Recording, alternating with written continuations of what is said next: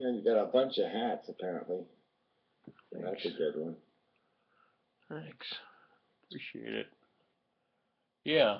Yeah, I got a lot of comments on the hat out and about. Oh, I see. I even wonder if having an icon like this in a video like is somehow, like what sucks is that YouTube videos you can't have someone else's audio or you get busted, but if you have somebody else's video clip, maybe not video clip, but their artwork in your video, there you don't get busted for that. There's no Well, I know, but that's always been a hypocrisy of the internet, right? Was the whole idea that, I remember they had a lawsuit, whatever, 12 years ago over image files, and the idea that, if you had an art site, somebody could steal your art basically, put it on their site, and then Google would have icons linking to the wrong page, and that was still legal. And it was like, well, what's the fucking point then? You're just basically saying that anybody who has anything of any intellectual capital, you're not going to protect it unless they're Sony. So I mean, unless you sell your shit to Sony, you can't protect it, which always seemed a little bit, it was just bullshit. Like, why should Google get away with that? Yeah, I agree. Don't bother going to the person's website. Just steal the images off Google. Oh.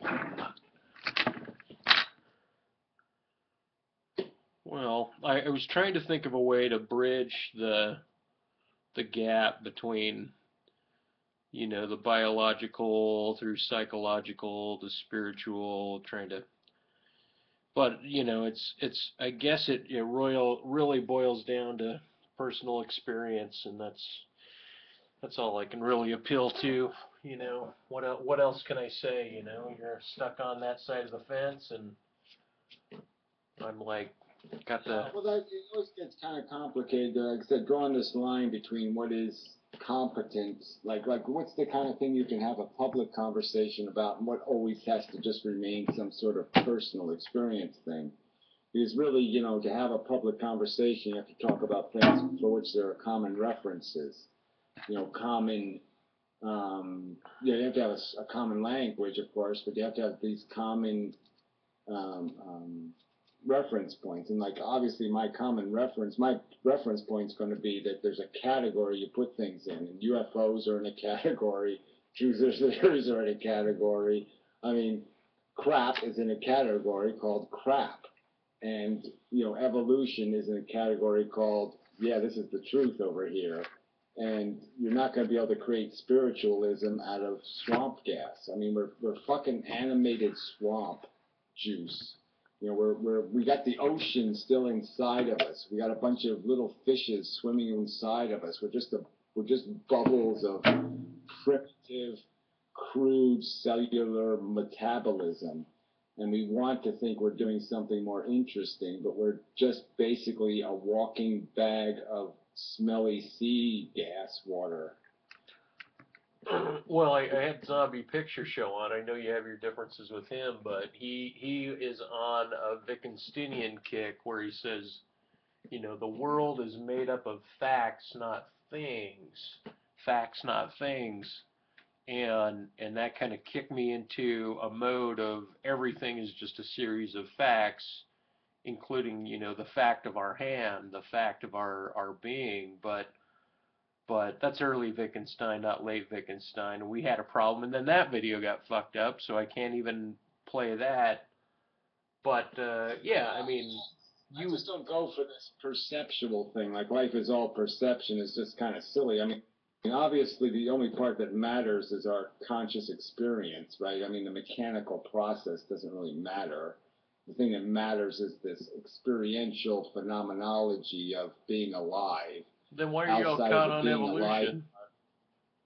Why are you all Well, I'm caught just on saying the rest of the evolution? mechanical universe is irrelevant. I mean, it doesn't mean anything. Who cares? The only thing that makes something valuable is the phenomenology of being able to care. So it's only the care makers, the care perceivers, that's all there is consciousness. But consciousness does not define reality. Consciousness is part of reality, but it doesn't define it. It doesn't get to make it up. There is a structural physical reality, Well, you don't think there's any give and take. As your psychology it gets closer to death and starts to narrow, and your solipsistic world, meaning your world as you see it, starts to enter into its last moments. You're not going to hearken to anything other than, well, evolution and Well, I don't see myself in that context. I just see myself as some sort of manifestation of the bullshit culture anyway. I mean, everything that I am, I'm a byproduct. I'm not a product. I'm just a reflex. I'm just something, I'm milk spilled on the floor. So I'm not gonna have some lament that,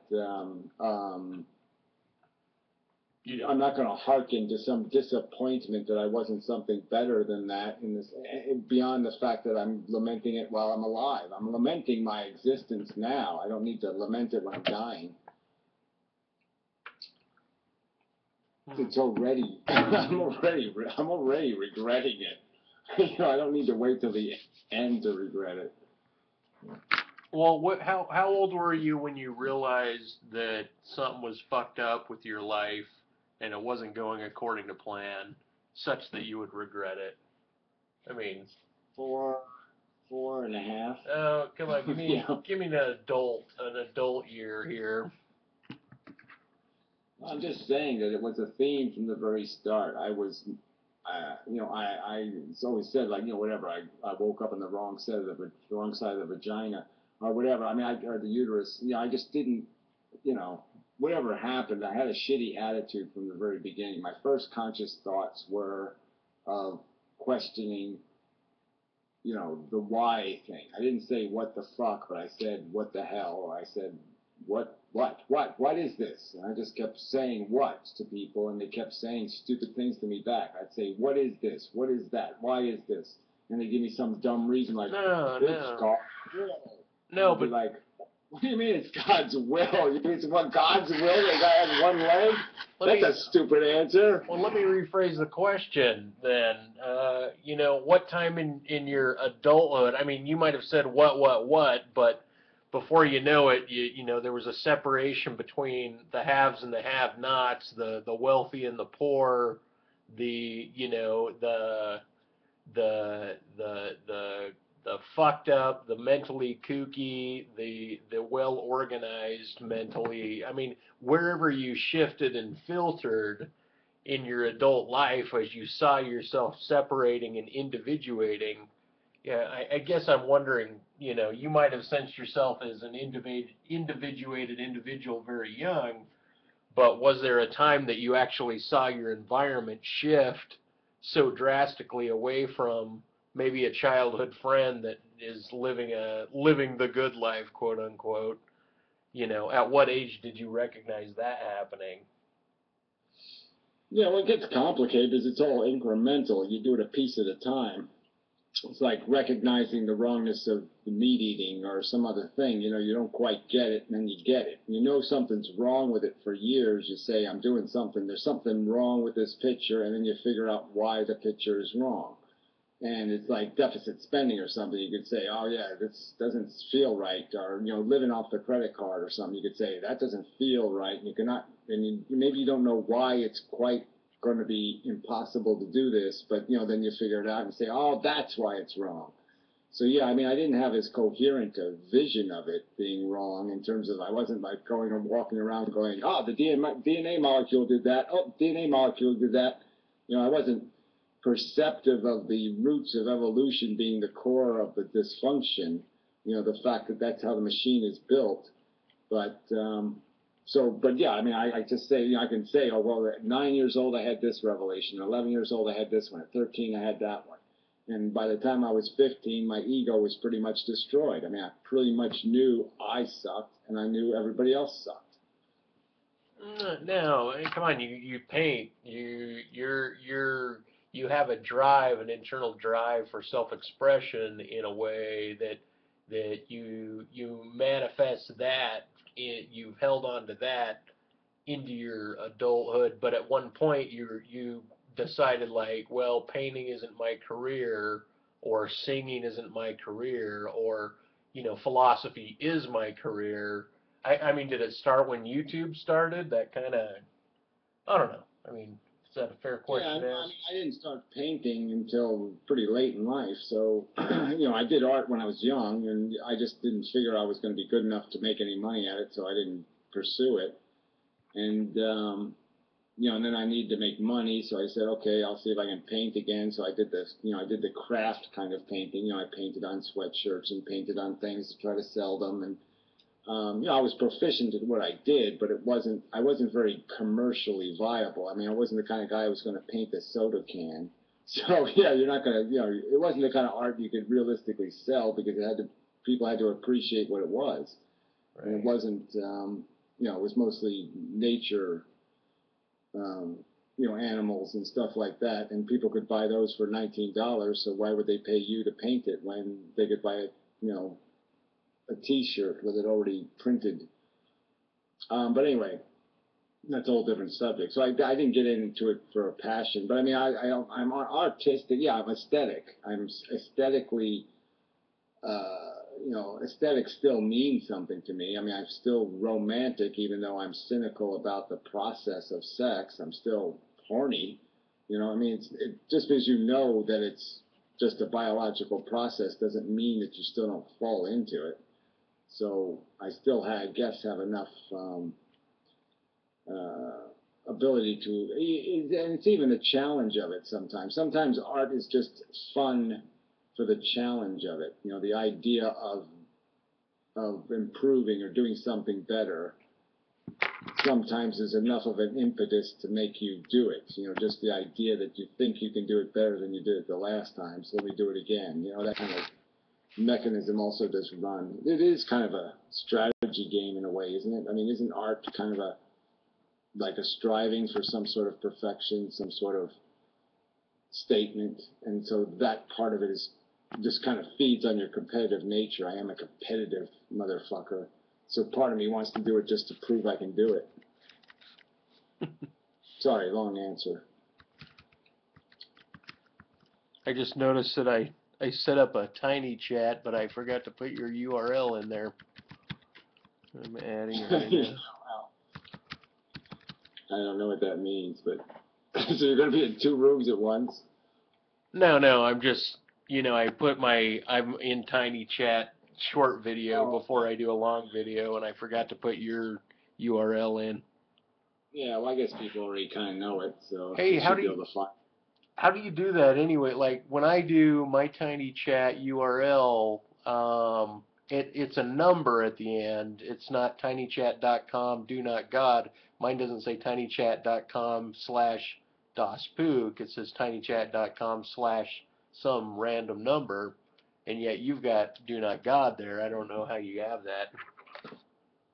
Yeah, I don't know. I would suspect that unless they change something, maybe they changed the old accounts have names and the newer accounts don't, maybe. Oh yeah, But, you might be grandfathered in. I mean, I guess I would try using Spook and see if it works, and if it works, just change the URL, yourself. Okay.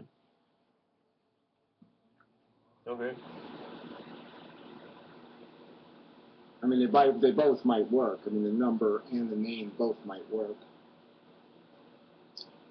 But yeah, you're at it again. You're still at the bottom of hell. Yeah. Yeah. Still looking at the worst kind of slime and sludge. Maybe you need like a sewer pipe or like dioxin pouring out of a pipe, or like what's the worst thing? Melted skeletons. What else? It is really horrible. Well, I like the pipe idea. I'll put that in right here. You could have like a corpse of something that's opened up, and you could have the guts go like have them snake through a whole section to tie them all together. So like you could have the entrails kind of move through the different sections and go into like a corpse at the bottom or something.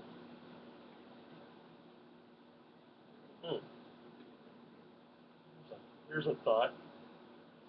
Yeah, just something to tie things together. You're good at doing that stringy stuff. I mean, you're pretty good at doing putting piping in your videos. I mean, your paintings. You're pretty good at tying things together with some sort of graphic or some sort of style. I mean, I liked your, when you did those tubular women paintings, those were interesting. I don't know what you call it, spiral or... Yeah, spiral women.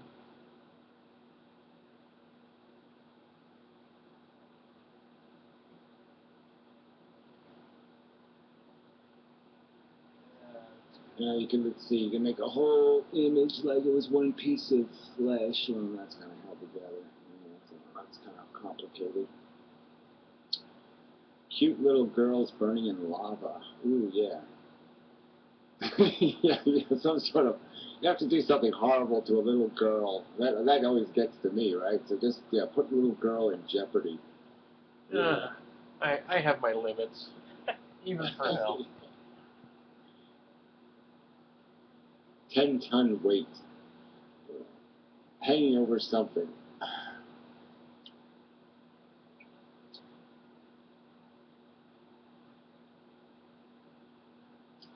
Little kitty with a thorn in its paw.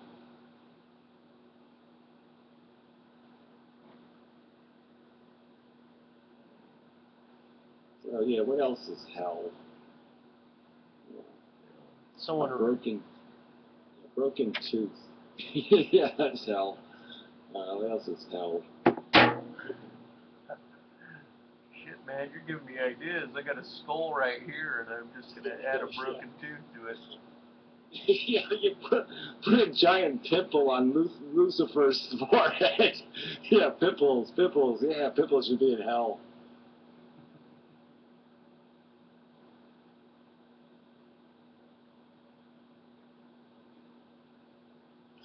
An ingrown hair. Yes. Must be some ingrown hairs in hell.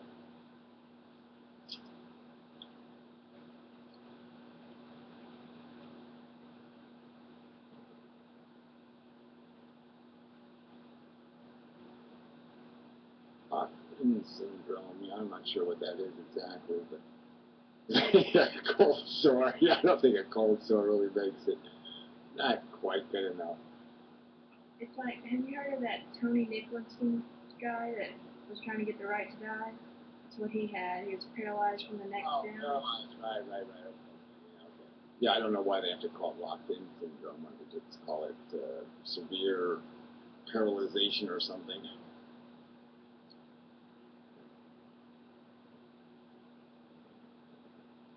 Yeah, that's always sounds like the worst thing is to have your neck busted or something and just have nothing that works but your eyeballs or something. That just sounds pretty horrid. But I guess the good news is if you don't feel much, then no worries. But you probably do feel something not rightness, intense not rightness. Yeah.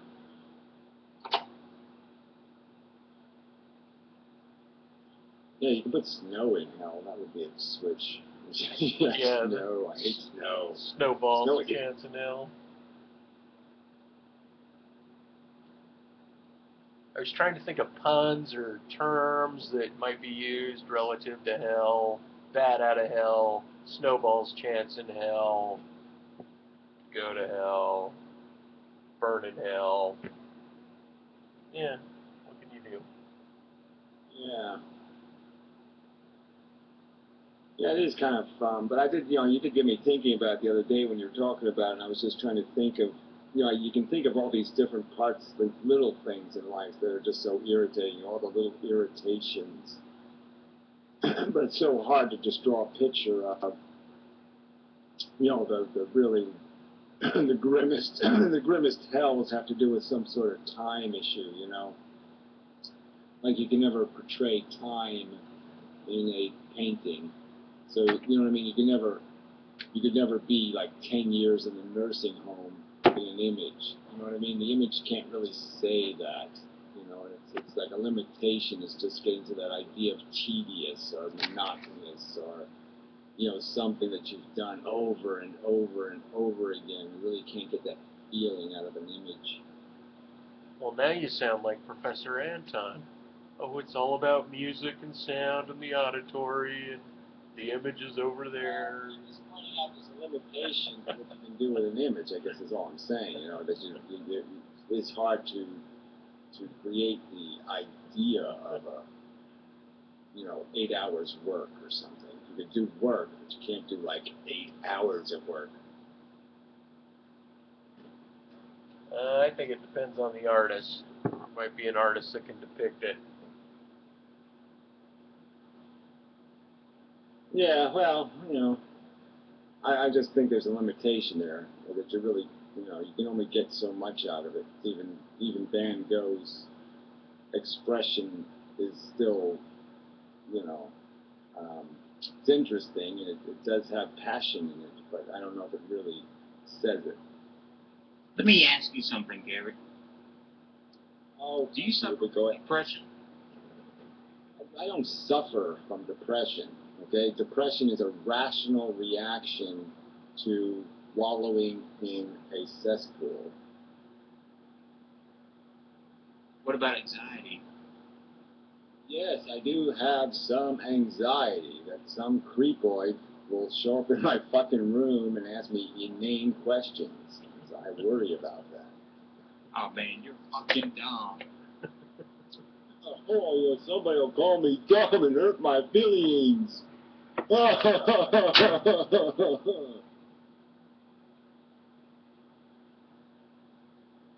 Snarky black people. Snarky black man, snarky black man. Thank you, lover. Yeah, I love that. I just love that shit. I just love when a black girl calls me a nigger lover. That's just so funny.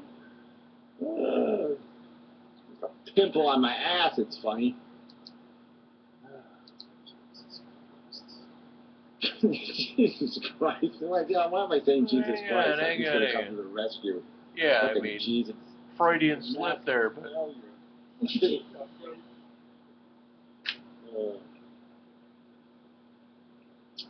I have noticed you haven't really had any waste products show up into your room yet. The shitheads haven't shown up yet. The trolls. oh, I don't think they will. I'm not popular enough. The most I've had so far is 6.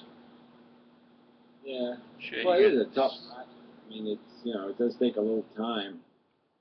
And like you said, man, I'm kind of repetitive. What I'm doing is kind of the same thing. Maybe when I start actually painting, it'll draw people in differently, but until then. Well, to tell you the truth, I like listening to you. Okay, you do have a nice way of you're very good. Like some people are really good storytellers. I think you're really good at using language carefully and precisely and saying something quite articulate and giving it a little bit of edge and all that kind of stuff. But again, it's like the subject matter is just too. Somebody who's interested in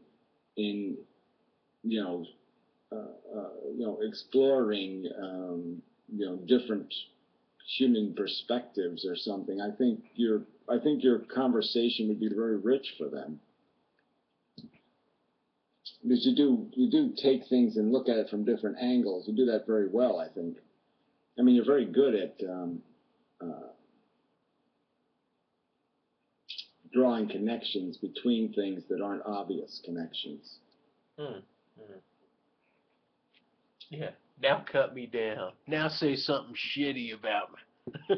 Yeah, I don't have anything shitty to say about you. I just don't. Yeah, your philosophy is just kind of. I mean, I don't. We don't agree on the economics. We don't agree on fundamentals like suffering sucks. I mean, it's just that we don't have much room for, for a conversation when our premises are, so upside down. I'm living on the ground and you're living upside down on the clouds, and our world views are just so opposite. I know, but the economics thing, I dropped the links, man. I dropped the evidence to my argument there.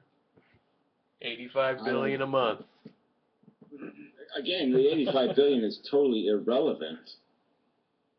Oh, now it's irrelevant. The 85 billion is interest on $3 trillion that the Fed is borrowing from the banks. So, I mean, it's a tiny price to pay for holding $3.5 trillion in jail. I mean, the Federal Reserve has the has $3.5 trillion of the bankers' liquidity in jail. It determines the liquidity, but fuck this, man. I'm not getting into this with you. Well, I mean, obviously it does determine liquidity. That's exactly my point. I mean, it's a rich man's paradise. You know, the only thing rich people are afraid of is the divorce. Yeah, well, I mean, obviously there's all this crap, these fake maneuvers will have to come to an end, and you know that's when it's all going to crash. I mean, the fact that they're doing this is just the fact that they have no control. They wouldn't resort to something so desperate if they weren't totally out of control. So we're never going to have rational interest rates till there's a collapse of some kind.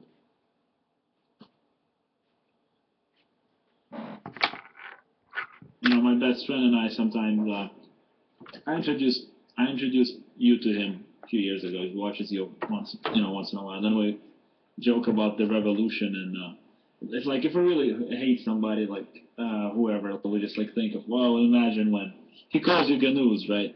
You know, that's you, the Ganouz, the news. You're like the Ganouz now. It's like because if you were in charge, he'd place you like as the right-hand man, right? And then you're sitting in charge, and then they bring people over to determine if they're a worthy human being. And, you know, most of them get executed right there and then because they're not worthy. Those kind of jokes, it's kind of fun. Yeah, well, that's really not that far from the truth, actually. I'd love that job. I mean, I'd love the job of the executioner. Quite pleasant. I gotta take the video out for a smoke. I'll be back in 5. Okay. You can see my secret commentary later. Yeah, I'll really enjoy it, no doubt. I really find it so fun to have your paintbrush up my ass. It's at 27 minutes. Just so you don't have to watch the whole thing. All right.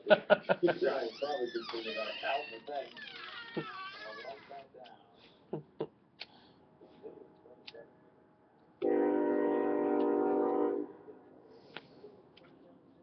So a train just honked, and that is synchronic with me lighting a cigarette and getting into my hellish mode. And here I am in a do not God room, listening to Gary try to pull bullshit on me about economics. We've had it before, $85 billion a month, and he thinks banks are keeping money from the Fed, like that they're holding the money from the Fed as opposed to the Fed controlling the money in its entirety. So he still believes in the power of the people. But what am I going to say to that?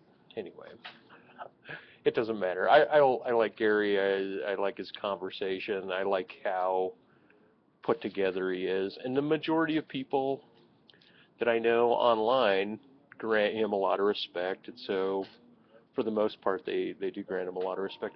I would like Thou Art That, Eric Orwell, Professor Anton to get into the mix somehow, but they're each in their own orbs, their own areas. But it would be nice to extend an invite to them. I would like to have them on my, hour, 20-minute long show, rambling and babbling about this and that. How to do that, though? Anyway, this is kind of interesting, doing one of my chats in Gary's room, but I was up for drawing late night. I knew I'd be up late, so I was like, okay, I'll go ahead and draw while that's going on. Anyway, how do I broach the relationship between the psychological periphery, where it borders on religious archons kind of playing their role in one's psychology, and in the atheist denial of the archon, what allows the atheist to attempt to get into that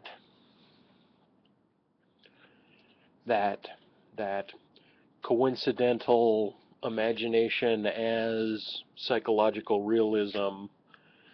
And I guess that's what it is, imagination as psychological realism, how to get in there and find a seat in there. See, the only reason I believe that there's a seat in the imaginative is because something out of this world happened to me.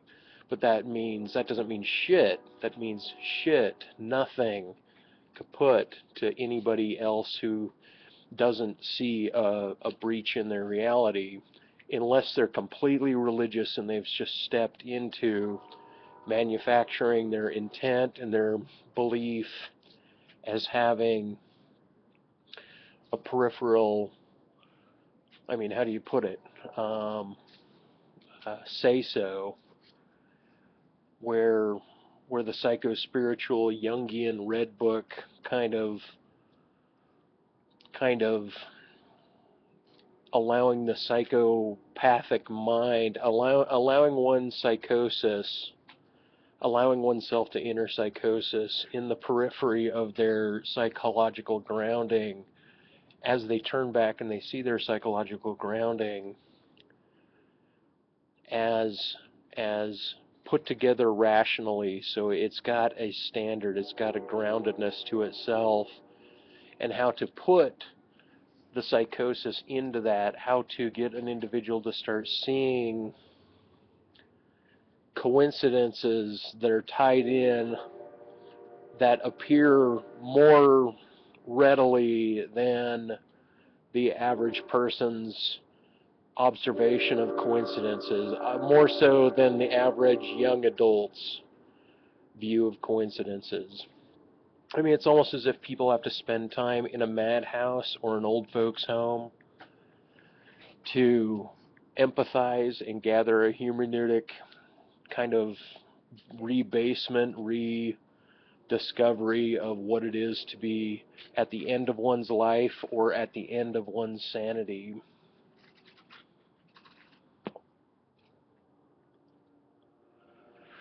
I don't know. I do videos as if videos are a type of redemption for me. Like, the more I get it out, the more people will listen, the more it will help them on their spiritual path and journey. But it's weird how it appears, for the most part, that more women are spiritually aware than men. I don't find that uncanny.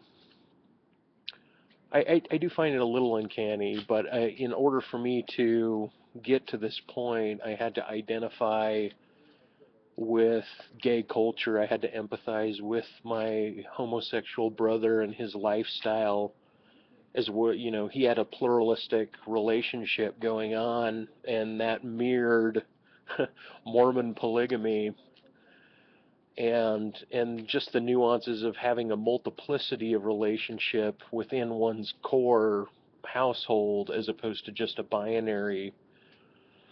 Although, God, I miss my binaries, but the ones that really I could sit in, that I sat in, that I had.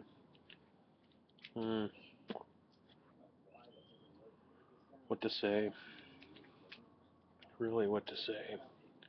I like my kitty. I got a little kitty.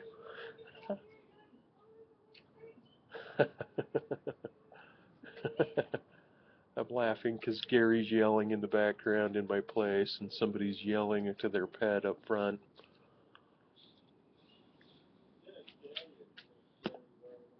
Even watching Gary's video, his painting video, like, I'm sitting there thinking of something, and it's accenting in my mind, and just then he smacks his paintbrush on something, he taps it, and all of a sudden I'm shaken. And he's talking about the mind becoming afraid. This is where the mind becomes afraid, and the mind should become afraid of all of the historic unknowns, afraid of the possibility of trespass or moral trespass. You know, I don't think Gary investigates his own fear factor enough. He remains on a moral side relative to race, relative to sex. You know, he seems as if he's always got an addendum to make in his associations that keep him on a safe side of the line. He doesn't want to broach that. He doesn't want to breach that. He doesn't want to appear wrongly to other people. And I know what that's like, and I agree with it, but that adherence, that moral cohesion, to say that that's a social construct as opposed to a religious construct, is stating something about your belief system in and of itself.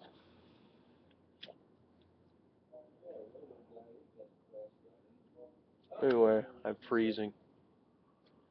Here we are, getting close to the end of January. There's not a lot of snow on the ground, but it's all frosty. We're probably at 10 degrees.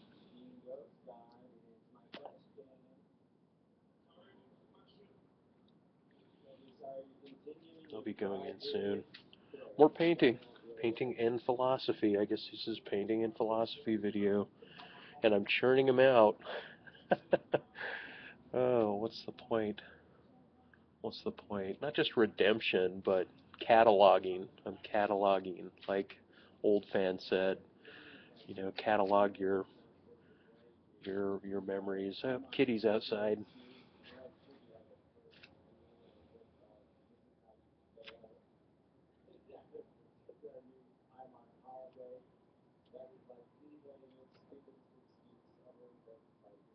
Kitty.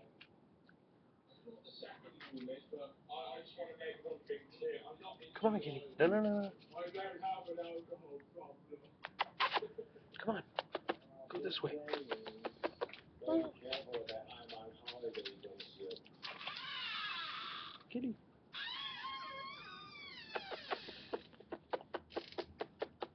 So anyway, good work in retaining your proper attitude anyway, even if your behavior is idiotic. Attitudes do matter. Meow. Ooh. I mean, for example, I never drank last night, but when I got up, a while ago, I was just like, oh, I'm dehydrated, and even that was kind of basically a finger prodding me in my head saying, you don't want to drink, Paul. Yeah, well, it's good if you can make yourself miserable when you do it, and that'll teach you a lesson and such. Yeah, I take a shot now and then just to clear my head, but I don't really drink for drinking purposes. I mean, I don't drink beer or something like that or any of that kind of crap. And, if I have a shot of liquor, it's just for jolting purposes.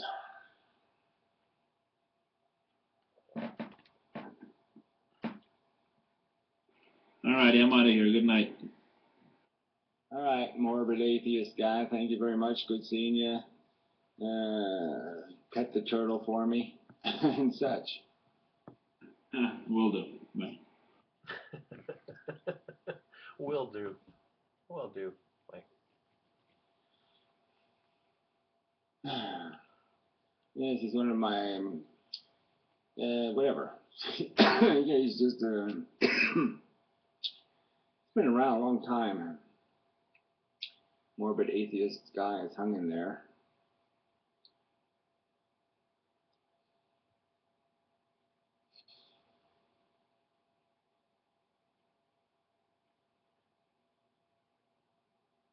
Yeah, well, pussy is pussy, I think somebody said, but I doubt it's all the same.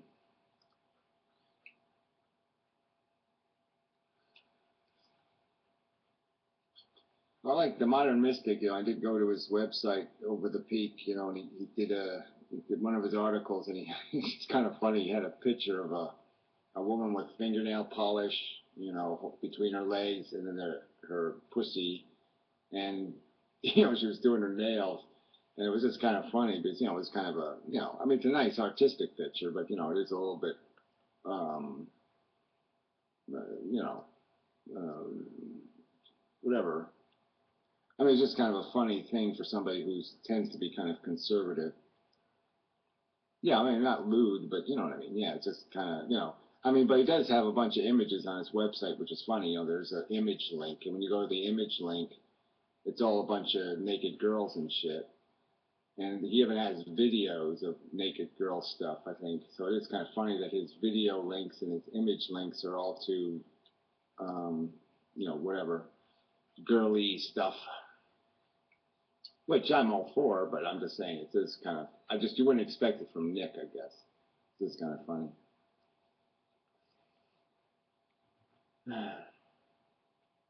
Yeah, I like pussy is just the idea of it. It's kind of a friendly word, so I like that. Cunt is kind of a, you know, it's kind of, it's another one of those aggressive words. It's just kind of aggressive.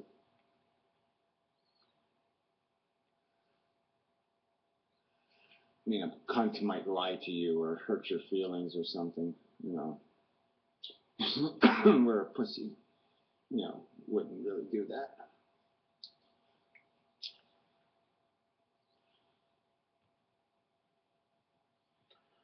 Hey Gary, what do you think about lying to women, you know, as a seduction technique?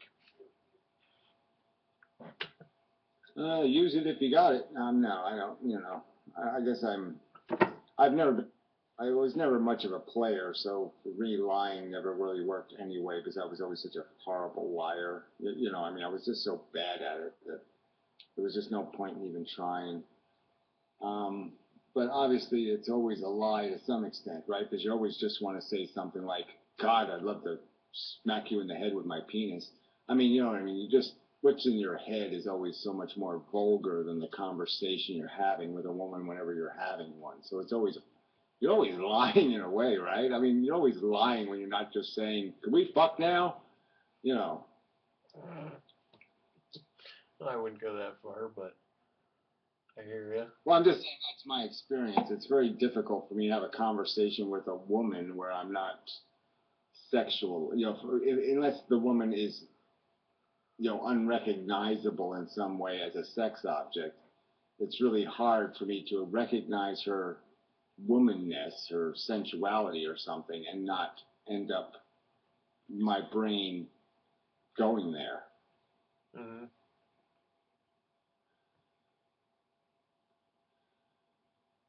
Well, So I guess all I'm saying is that my conversation with women is always inhibited in some respects. well, you're pretty reserved in a lot of respects, meaning you know how to reel yourself in, and you know you have a moral sense of propriety that you don't normally just kind of overstep out of hand, you know. And you play with it, you flirt with it, but you're not really overt in like I don't know, when the black guy was in the room, you know, you let him play a role first before you played on that line. You didn't jump over the line in any respect. And I'm just kind of wondering the same thing with women. If you think about your discourse with women, do you normally just become beastly? And I mean, you seem as if you normally become beastly and sexual really quick out of the gate, maybe too fast. No, I'm quite the opposite, actually. I'm quite respectful of, you know, I wait for her to force me into the role. You know what I mean? So I wait for her to give me the evidence that she wants me to be a male. You know what I mean? So I sort of wait for that signal, like, okay, yeah, it's okay to be kind of aggressive, or it's okay to be, not aggressive would be the wrong word, because I don't like aggression at all. But it's okay for me to play the role of the gorilla now. You know what I mean? But not in a negative way.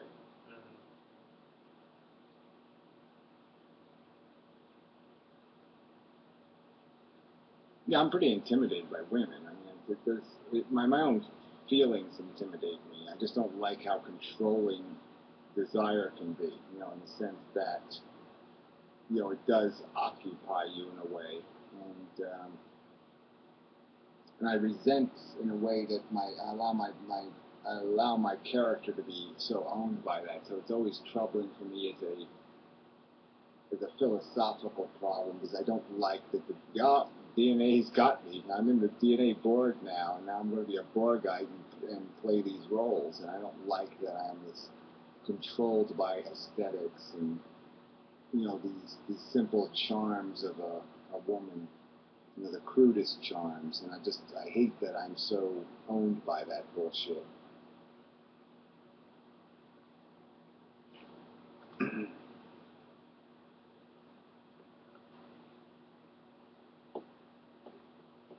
I mean, I really noticed that when I was managing a restaurant for a while, and I actually had to do this hiring and firing shit and all that kind of crap. And it was all waitresses, and it pissed me off because I saw myself a couple of times cut women who were prettier a break. And I just did it because they were cuter. And it was like, man, you suck. It was that kind of feeling like I got owned by the biology. The biology, vested my better judgment.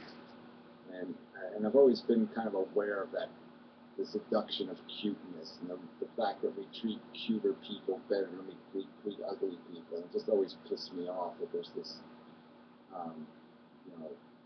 the intrinsic unfairness of this idea of aesthetics. That as much as I am totally owned by it, romantically and poetically and all that kind of crap, it's a terrible negative vice in a sense because it's wrapped up into such an inherent bigotry.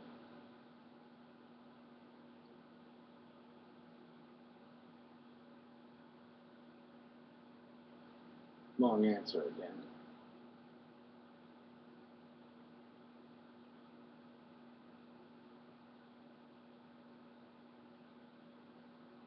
Have I missed anything, Gary? I was AFK. AFK. Away from keep. Say something intelligent, but I couldn't think of anything. I couldn't put AFK in my brain quick enough. Yeah, I was just talking to that spook about, how much bullshit is in, relationships with women. And is it possible to have honest relationships or conversations with women? That's so fair.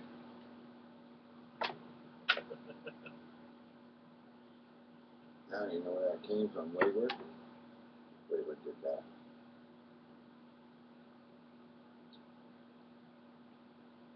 Yeah, I know I can. I'm just saying that it's complicated, is all I'm saying. And it's not complicated because it's the woman's fault. I'm just saying it's complicated because of my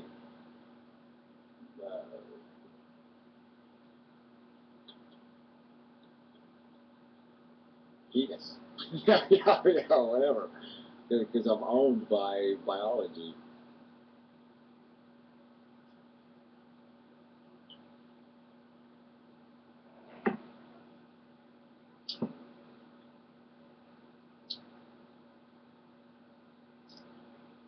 Yeah, I know. I enjoy conversations with women once you get past that stuff. But I'm just saying, it's like sometimes you have to overtly do that. Like sometimes a woman has to say, "I'll never sleep with you," and then you say, "Oh, you'll never sleep with me." So, okay.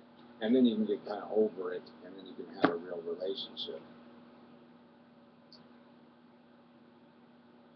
I mean, I hate that it has to come to that sometimes, but sometimes that's the best thing that can happen. It's just basically has to say, "I wouldn't fuck you on the worst drunken bet." What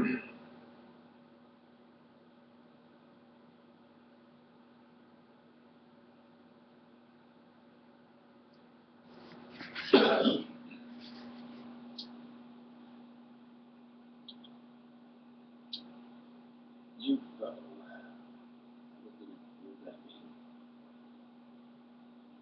You're fucking awful. UFC. No, they're talking about wrestling or something. Jesus Christ.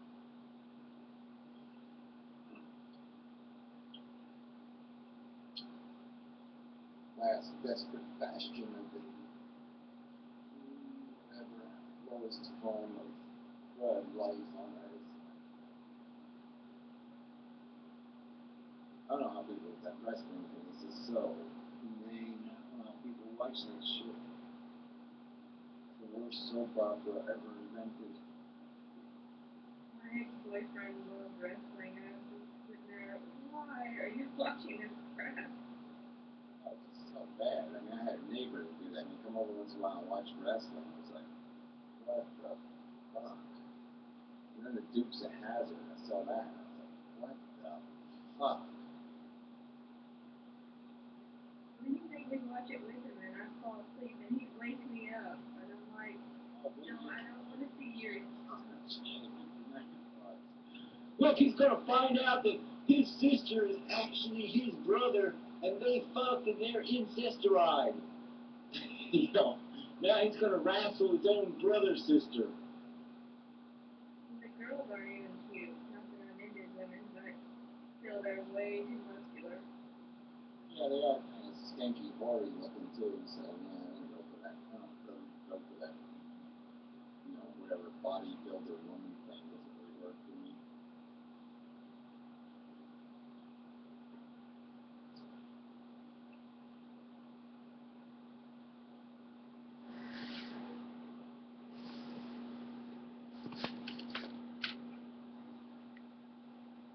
I commented on your painting video, by the way, Gary. I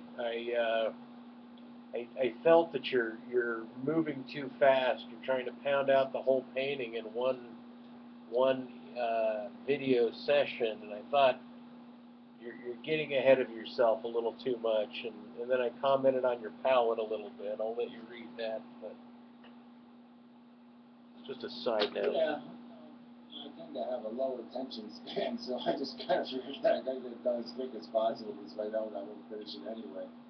But, you know, I am messing around with how I'm looking at it. Like I said, I'll see how I finish these paintings, whether I do finish them or not, and that'll be the key to it. But you know, I do realize that, you know, I used to do it in a better style. I liked how I used to. I have to just, I've lost it. You know, I didn't even recognize my own habits and how I broke my own traditions. But I mean, I usually painted something in black and white first, and then added color. And I forgot to do that with these paintings, which is kind of stupid. And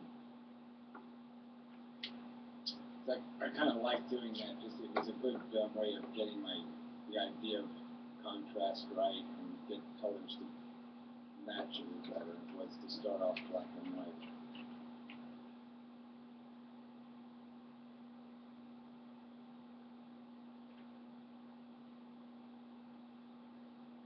But yeah, any tips will I'm perfectly comfortable with the critiques. Mostly. I mean, some critiques and some people I don't care for. They just say I suck. I don't really care for those critiques. But, yeah. Advice is good.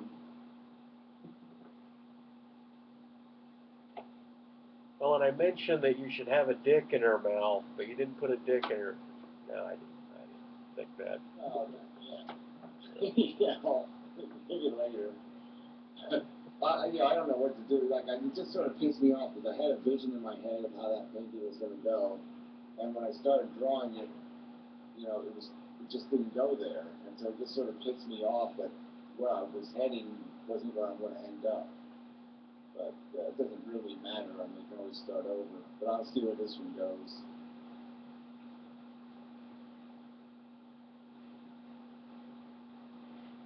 I just like the idea of maybe starting 5 or 6 paintings, and then I can, you know, just fiddle with them based on my interests.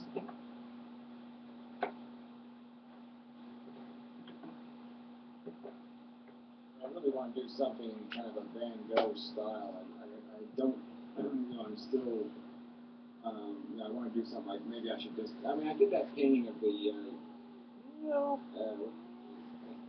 whatever, you know, I just painted the whole painting with my finger. And I kind of like the idea that came out pretty good just painting it with my finger. And So I really want to do like a painting where I just use a knife or I use like a spoon or some other kind of implement, and see if I can create a different style that I want to do something a little more aggressive. I've just always been so timid in how much paint I use and all that shit. It sort of pisses me off that I keep falling back into that pattern where I'm just, I can't get myself comfortable when just, shooting a bunch of paint on a canvas. Well, I was telling Old Fan, I said I used to be really precise and really idealistic with my paintings, and it was more like playing a violin in an orchestra as opposed to fiddling. I say now I fiddle. My paintings are fiddling, and it's a whole different sensation. It's a whole different thing.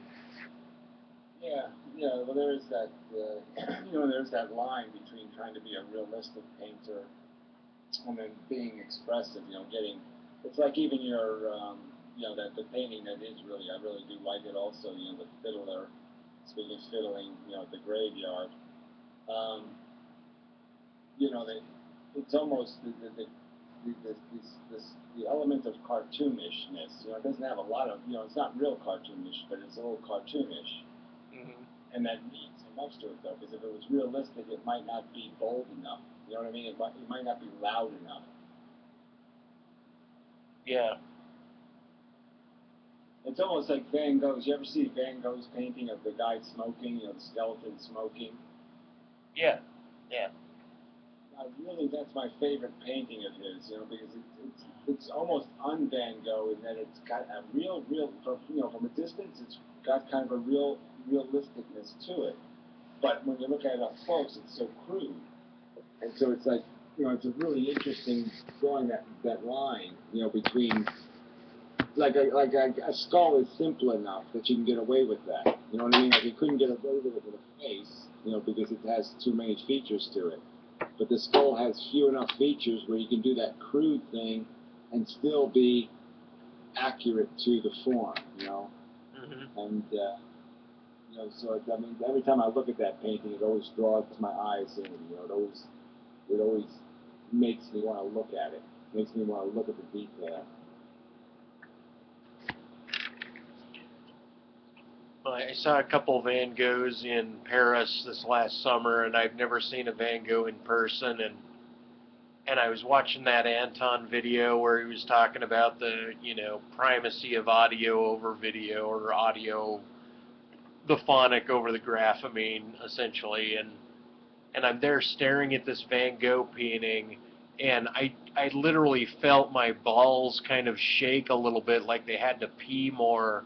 Like my bladder was getting all weirded watching this painting, because I moved to a 3/4 view and then maybe like a 1/5 view of it, and I saw all the texture on it. And I mean, those suckers are thick and gooey, and he just laid the paint on, and I was just imagining, how could this man be laying this paint on in this way and going through it? And it kind of gave me this visual, all these people staring at it. I was like thinking, God, all they would have to do is raise their hand up with a brush and they could be him painting it.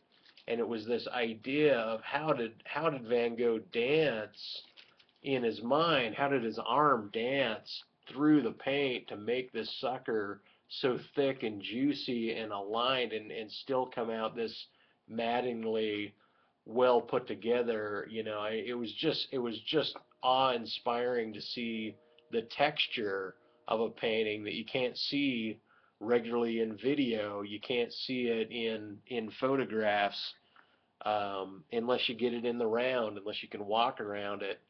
And I don't know, I was just really moved by seeing something. And it's simple. Different experience. I mean, I haven't seen a lot of paintings, especially recently, but I did see some when I was a kid, and I was impressed by the different techniques of the masters and all that kind of crap. You would really notice the difference between flatter paintings and the ones that had the texture and the relief in them. And but I always did notice that even in the images you get of Van Gogh's paintings, you can just see the thickness of them. And I mean, I hate to say something like coherent chaos, but that's what Van Gogh was to me. You know what I'm saying? Mm-hmm. It was that somehow he made absolute chaos coherent. His paintings are chaos. They are shit. But it comes out coherent. I mean, they are shit. When you look at them up close, it's shit. I mean, some of them you can see he's redone the painting, and you can still see his original painting under the new painting, and it's like, this is absolute shit of a painting, but it's coherent.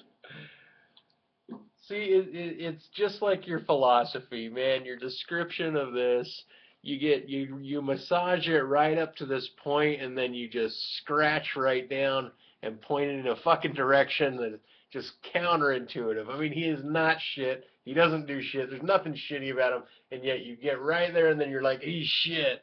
And it's just the same thing as like, here's all of life. Here's how it's all built together. Now fuck life. It's like.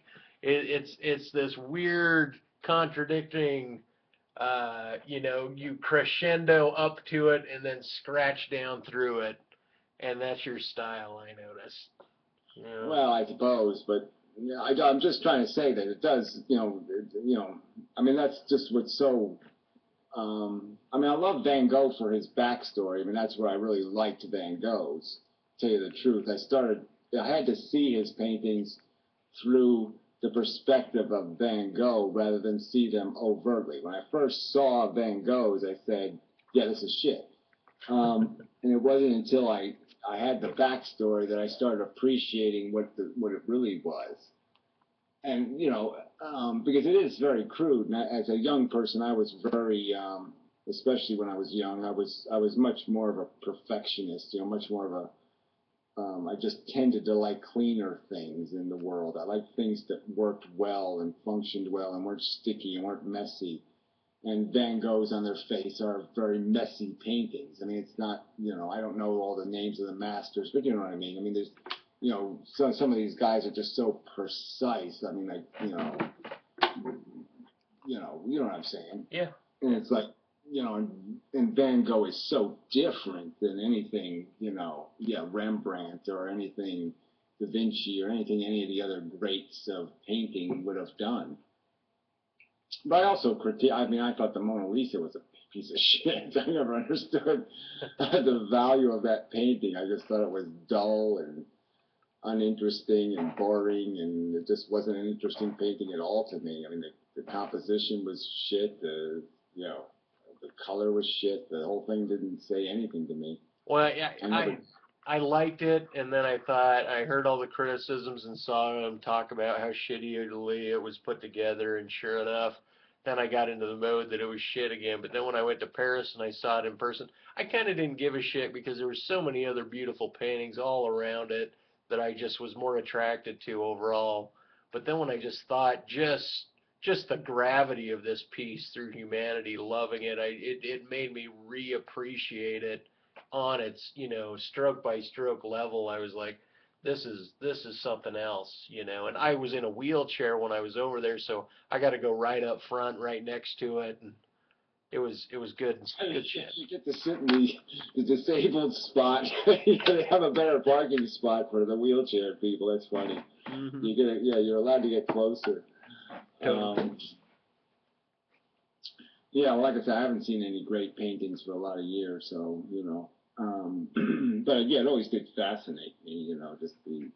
Remember there was some nun on public television. She used to do these. She'd go through the museum and do critiques of the paintings and the whole backstory of how the painter painted it and why he painted it and what and it really was quite interesting. Can't remember what that was called, but that was a weird show. I don't know, anybody ever see that?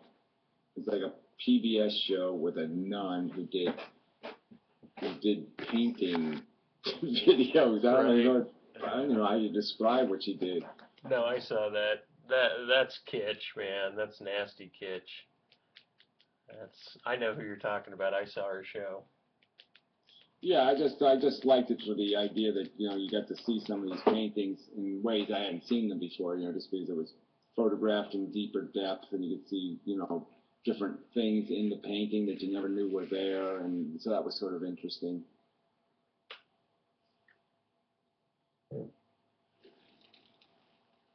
there's so much about art, you know, it's like even the, you know, Michelangelo stuff. You know, I had a book of, I still have it, I have a book of, you know, photographs of his art. And I was surprised by all the sculptures and the, you know, wood carvings and all these different pieces that I never saw. And you're just saying, man, this guy did a lot of work. I mean, you know, for the, you know, how good the work is. You're just saying, how did he have time to do this shit? Because, you know, you could just figure that some of these sculptures had to take, you know, I can't imagine you could pop one of those out in 2 months. You know, they had to take an awful long time. Sure. And, you know, they're just so good. And you're just saying, you know, how long? I mean, you know, how could you do that in 2 months? How could you do that in 6 months? I mean, it's just so good. Well, he did it full time. I mean, after he got established, which was very early, he made bank. He was one of the wealthiest guys in town. I mean, he was a very wealthy artist. Kitty, what'd you do? Yeah, I don't know. You know, I don't know the whole detailed history. Obviously, I've seen the agony and the ecstasy or whatever. But you know, it doesn't. You know, but yeah, I know. You know, you have to think, I guess, about how long somebody lives and all that kind of shit, and how much time they have to do stuff. So I guess it does add up. But it just seems like, you know, there's lots of big fountains and, you know, all kinds of kind of big pieces. You know, you just got to figure it's got to, you know, but maybe he had people working for him too. Who knows? I mean, I guess a lot of these guys did. You know, some of these. I mean, I think Rembrandt had people working for him. I don't know. I don't know.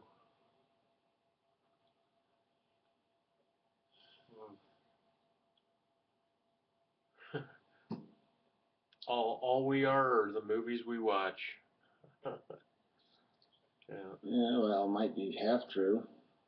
Yeah, we're the movies we watch and the, you know, women we fuck or something like that. Yeah, movies and women. Yeah, the half ones are interesting too. Yeah, I did see some of that. You know, that is an interesting idea of sculpture too. You know, leaving it in the rock, you know, leaving the stone and just carving out half of it. I liked reliefs. That's actually how I started sculpting. Is I start off doing reliefs, and I really like that technique. I really want to do more of that shit.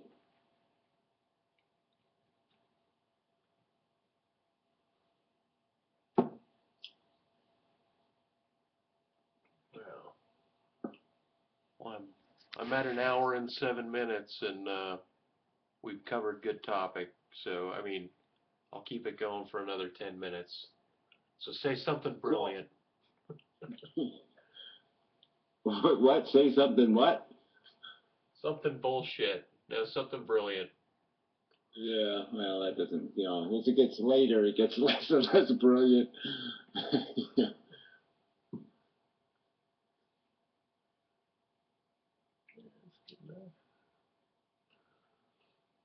Yeah, I usually don't finish very brilliantly. Yeah, I don't, well, whatever. Yes, no, who knows what this whole conversation with the world thing comes to. So difficult.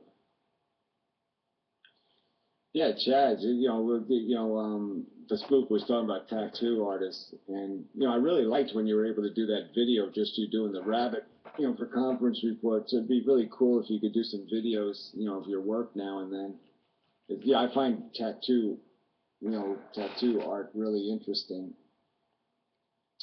Because I love the idea of how it has to, you know, with a minimal number of pixels, you know, you have this minimum number of pixels you have to work with, you know, and you have to, you know, create the feeling of it in those few pixels. I really love that about tattoo art. I know it's gotten a lot more complicated, I guess, now. It's much more sophisticated. You can, like, spray paint somebody, you know. It's like tattooing with an airbrush or something, but it is kind of amazing, some of the stuff that's done. You know, just because I've tried painting on different mediums, and, you know, painting on skin is just really kind of an amazing thing to be, you know, painting in skin is just, you know, such a challenging thing to even contemplate trying to do that.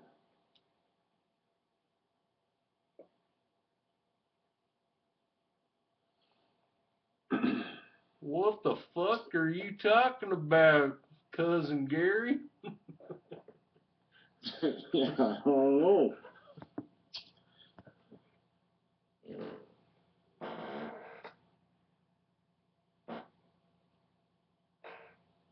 Shit, fuck something up. Yeah, well, that's the whole thing. And you mean, the eraser is a little, it's so hard to come up with an eraser for a tattoo, right? So there's no erasing allowed.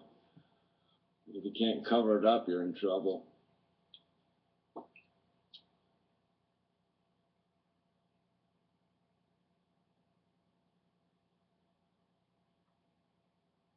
Yeah, it really is kind of just, I'd probably be way too intimidated for, I'd be intimidated by the lack of, the fact that you just can't afford to fail too badly, Yeah.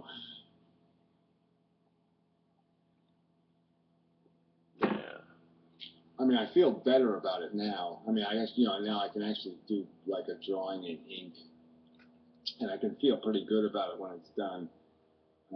Like so that's sort of, I like the fact that I'm able to do that now, where I can just pick up a pen and start drawing something and not make a mess of it.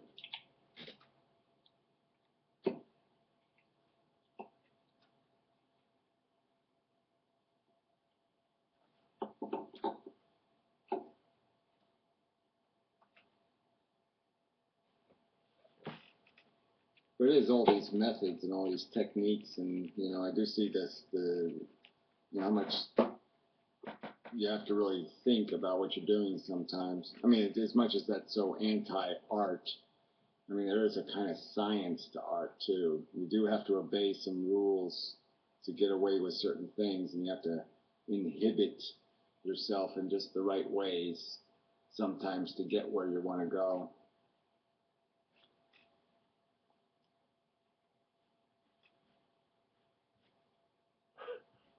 What the fuck are you talking about, Cousin Gary? I don't know. It's some kind of stuff, just blue hat kind of theory. It's blue hat theory.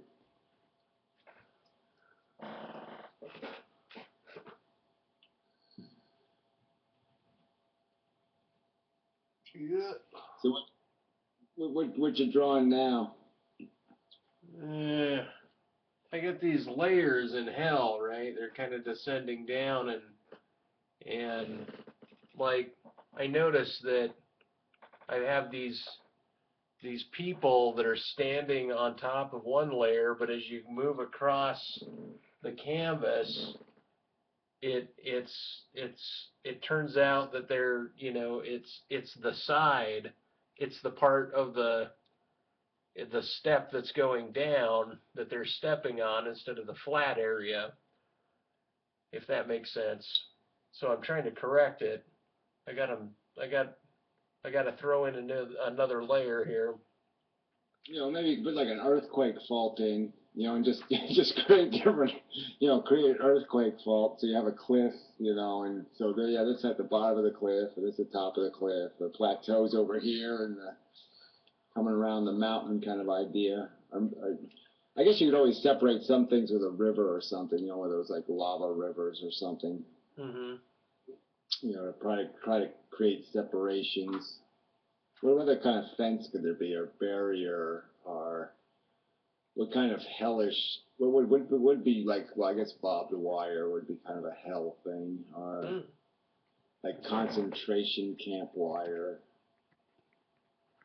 Yeah, But yeah. that'd be kind of hard.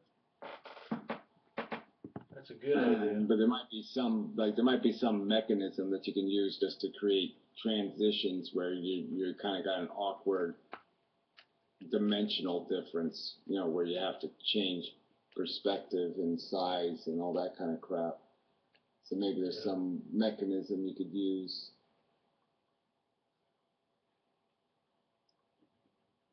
Listen to me, Eagles. I'm Tommy. He is way late tonight. I mean, damn. It's really lame showing up this late, fucking guy.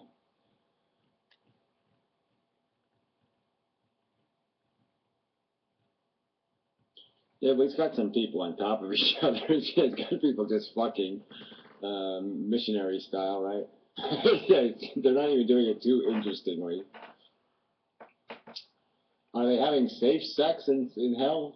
Are you Yeah. are you looking at that? You can see that? Well, I saw it before. I remember I saw in one of your videos. I saw the two people fucking, and I said, "Oh, Yeah. okay, good. There's a little porn in there. Good." Yeah, I didn't know how much sex. I just erased this guy with a big dick on his knees down here and put in this org instead. But I need a big dick somewhere in here. Just it's gotta You be. gotta be careful. You don't want to get your painting R-rated or something. Well, shit, when I put my stuff out in public, I mean, I got this piece and I was putting it out in public, and I got a sex scene right there that, you know, for a while, for a year and a half, I had it out, and no one, you know, I didn't think much of it, and then I really started getting this sympathy for the kids that were flipping through my art, like, shit, you know, if I was a parent, I wouldn't want my kid running off to check out some artist and seeing that shit, you know, and so I put it in the back, and I called them adult prints, and but then I have another piece that I still keep out for the kids. It's just, it's like seeing a dog dick, you know, you don't hide your kids from seeing a dog dick, and it was a satyr, and it had a little red nub where the dick is. And I thought that's fair enough. That's not overt. That's not bad. And I like how you and I are using the word overt a lot tonight. But anyway, I kind of got okay with it. Yeah. You know, it is always a funny line to drop. It's, yeah, part half me says it's that, you know, I always had, well, I haven't always had that conflict. It's just the last couple of years I've sort of thought about this whole idea of being real, and you're talking about being transparent, and yeah, you're sort of saying, why should there even be a concept of this vulgarity that isn't really built out of anything but, you know, silly taboos and silly traditions, and you know, how much of that should a kid be spared? I mean, you know, people have put the question to me this piece. Some people would say, "Oh, Gary, you'd make such a good parent," but in a way, I wouldn't, because I'm so obsessive and so risk averse and so cautious and so careful and so worried and so, you know, I would be so, you know, in so many ways, I'd probably make a kid insane, because I'd be, you know, I'd be constantly trying not to be psychological, you know, in terms of, I don't want to play a psych game with the kid. I don't want to be dishonest. But I also know how important all that shit is, that every bit of your character is formed by these psychological experiences, and they have to happen in the right order, in the right way. And, you know, it does get really gnarly in terms of, you know, you end up creating a person rather than allowing a person to happen. Yeah. But yeah, kids and, you know, reality, how much of reality do you expose a kid to, you know, in what form? It's really a difficult question to answer. I mean, I'm sort of grateful for the time I grew up in, where you did grow up kind of ignorant, and, you know, it sort of seems like that was a good thing, but I can't say it was. I can't know for sure, because I obviously can't rerun my life, you know, in a different way. So I can't, you know, I can't know how much of my character needed, you know, those wonder years, or whatever you want to call them, those years where you lived in somewhat of a bliss of ignorance. Well, all I know is at the age of 9, both my parents sat behind me as they played Dress to Kill in front of me, with a sexy woman in the shower being murdered, like in Psycho. It was happening in front of me in Dress to Kill, and I remember getting all kind of weirdly sexualized without knowing what was going on, and then seeing this horror scene, and fuck, they left me with a babysitter when I was 6, and she'd take me into the bathroom every time she'd babysit, and strip down and get on top of me, and put her bra on and take it off and say, "Do you want the bra on? Do you want me to take it off?" And totally messed with my sexuality, I think, in a weird way. Yeah, well, some of that can be fun, though. Yeah, I remember, my remembrance of the babysitter was, you know, I wore diapers kind of late because I wet my bed, right? So I was a bedwetter. I was a So bedwetter. there was always this kind of fun time, you know, where I'm laying naked on the bed, you know, when the babysitter's going to put the diaper thing in. You know, I have to admit, those were fond memories. You know? So it was kind of perverted, but it was fun.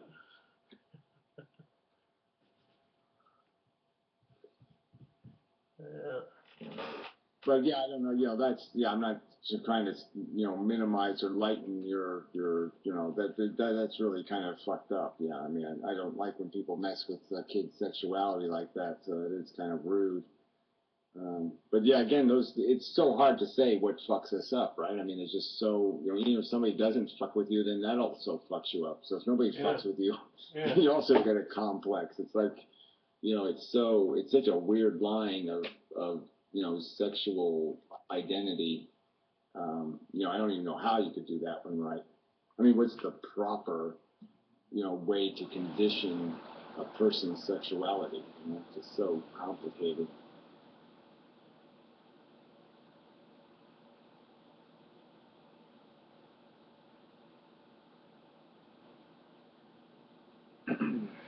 Well, I'm gonna end this video, so I appreciate you guys liking my mohawk. Yeah, I like my tagline.